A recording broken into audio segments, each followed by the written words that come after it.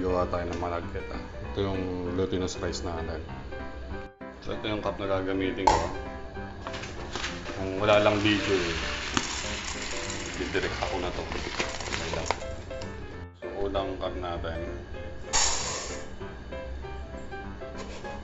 Isang cup pa. Second cup.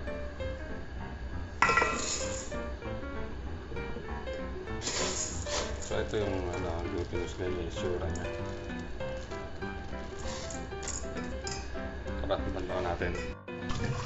Yan. First rinse.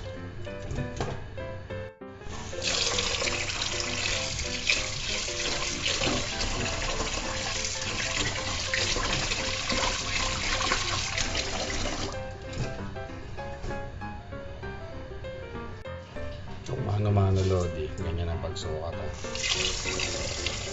Sukatin natin dito. Para sa akin, ito okay na to. Ilang rice, flatten. Rice ganyan. Water. Okay na. But sa mga di makasunod, gamit ulit tayong cup. Same cup.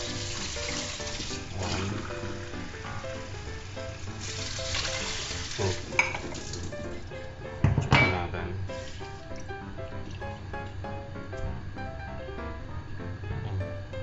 Okay na. Then sign.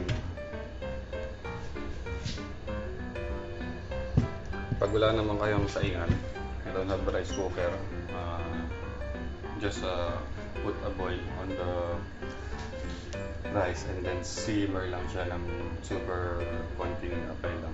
Low fire, lowest fire. Using the same cup, lagyan natin siya ng brown sugar. Yan na, brown sugar. Siguro mga 3/4 cup muna nilagay ko. Depende sa tamis kasi yan eh. Saka ayoko na masyado matamis. 3/4 cup. Then meron tayong coconut milk. Sa 400 ml, 14 ounce. 3/4 cup. Ang coconut milk natin.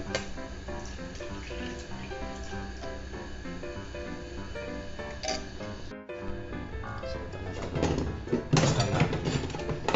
Once nag-boil siya, simmer na tayo.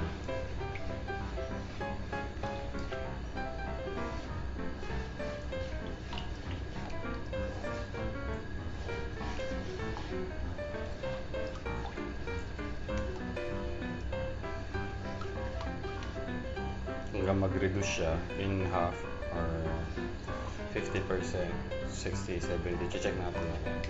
Depende yan talaga yun.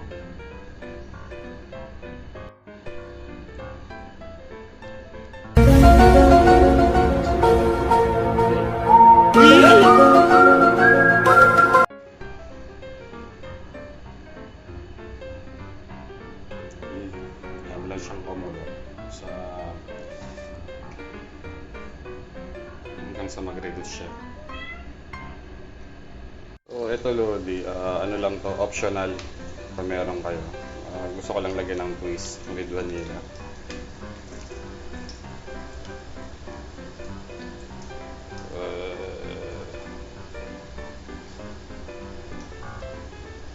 Hindi lang.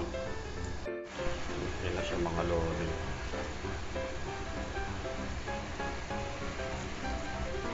Marami pa siya. More. Test tayo mga lodi. Babagsak natin siya sa tubig. Titingnan natin kung pwede na siya kung hindi. Yan. Malapit na. Basta nagbuo siya, malapit na yun. Pero kung naghiwa-hiwala yan, hindi pa pwede. So, hindi na lang. Okay na yung kanin natin. Init. Cook already. Ito, second water test.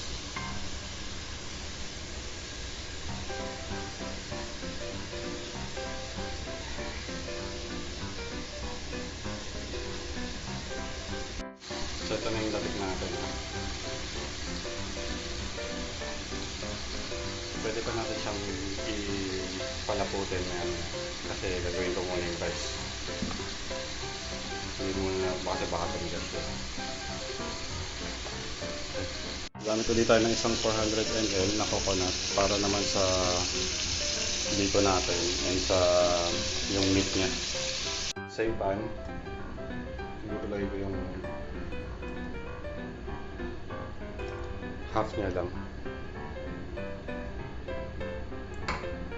Then this one, dagdag ako ng konting oil. Ito na yung mga natin. Malapit natin. Okay na. Dapat na natin siya sa ibang plate. So ito na yung rice natin mga lodi. Palamigin lang natin. Yan na siya lodi.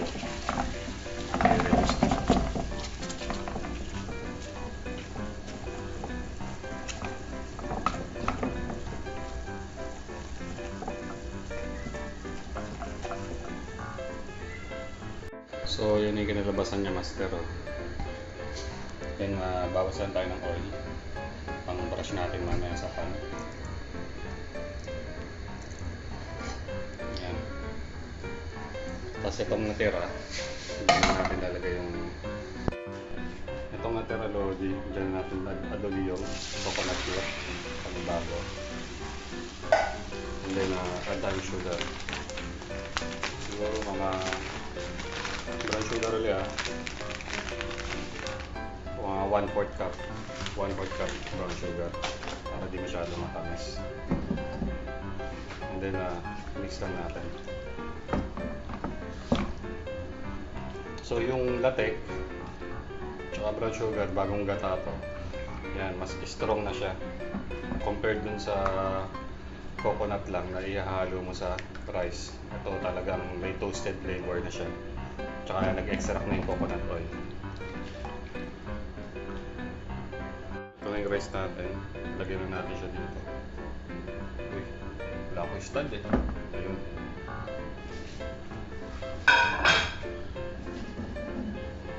Ayan na siya. And then halo muna. Sandali lang. Wala ko yung stand eh.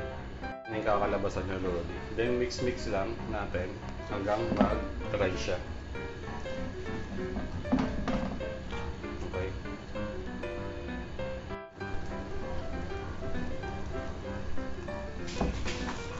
Hanggang mag-dry lang ba lodi. Frequently mixing dahil wala akong stand eh. I-mix ko pa muna yan.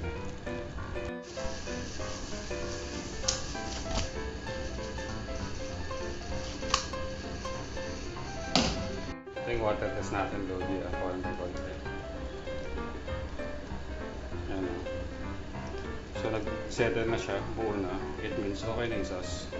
Pag kumalat yan, ibig sabihin hindi pa siya okay. So yun na yung magiging mark nyo na stop cooking na. So inuulit ko guys ha. Akin, mild sweetness lang yung BIKO na ginawa ko. But if you want more sweeter, I just put for 1/4 cup sa recipe na to. If you want more sweeter, you can put half cup or 1 cup. It depends on your taste preference kung gaano katamis yung gusto nyo. But for me, gusto ko yung mild lang kasi maglalagay tayo ng latik mamaya, which is matamis na talaga yon. So, okay na, medyo neutral na lang to. Basta ito, 1/4 cup brown sugar. So, it's been like 20 minutes now, frequently mixing.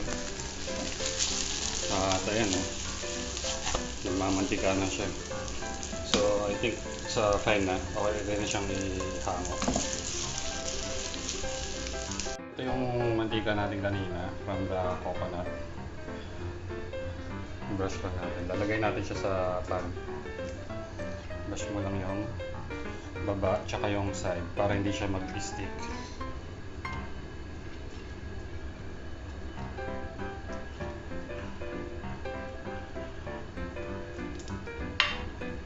Okay. And then our coconut.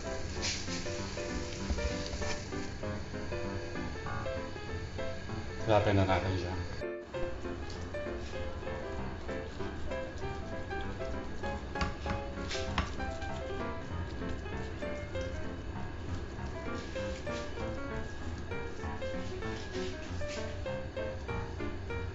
Hindi ko makahinap yung stand ko. Anak ng patay. String. Mag-video nila ako laging nawawala. Pag di ko naman kailangan laging nandyan. Equal lang natin siya. Then dagdag na tayong latik. O pwede rin. Diretso na.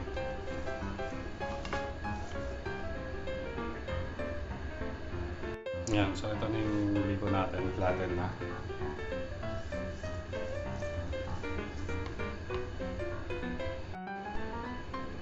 Ito na yung latik natin. Bigyan na natin siya. Mixer mo na natin. Kasi umangat yung oil ng coconut.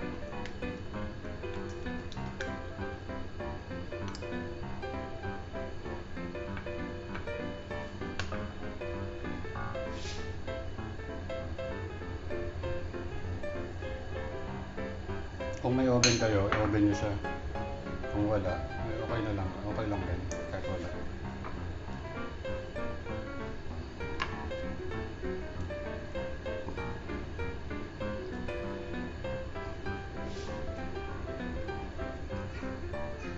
Pero lalagay ko pa rin siya sa oven. Nang matosta yung taas. Hindi naman tosta. Kumbaga mag-glaze lang siya. Yung oven ko kasi baba lang yung apoy, walang taas.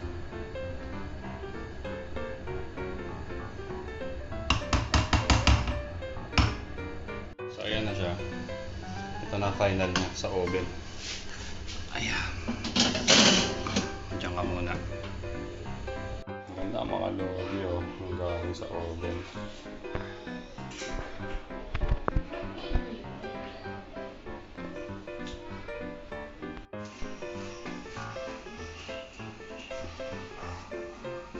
So ito na yung BIKO natin lodi.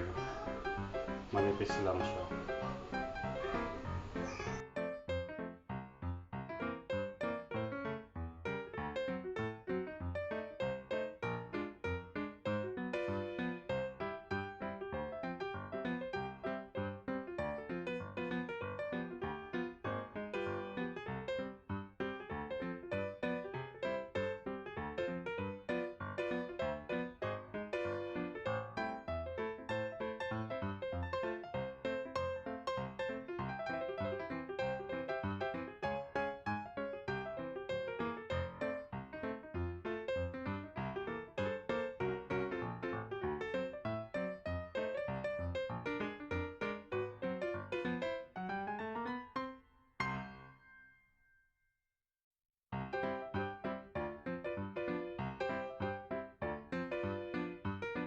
Okay.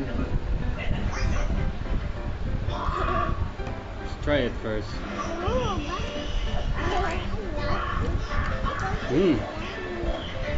Sakto naman yung tamis niya. Tama lang ng neutral lang yung rice.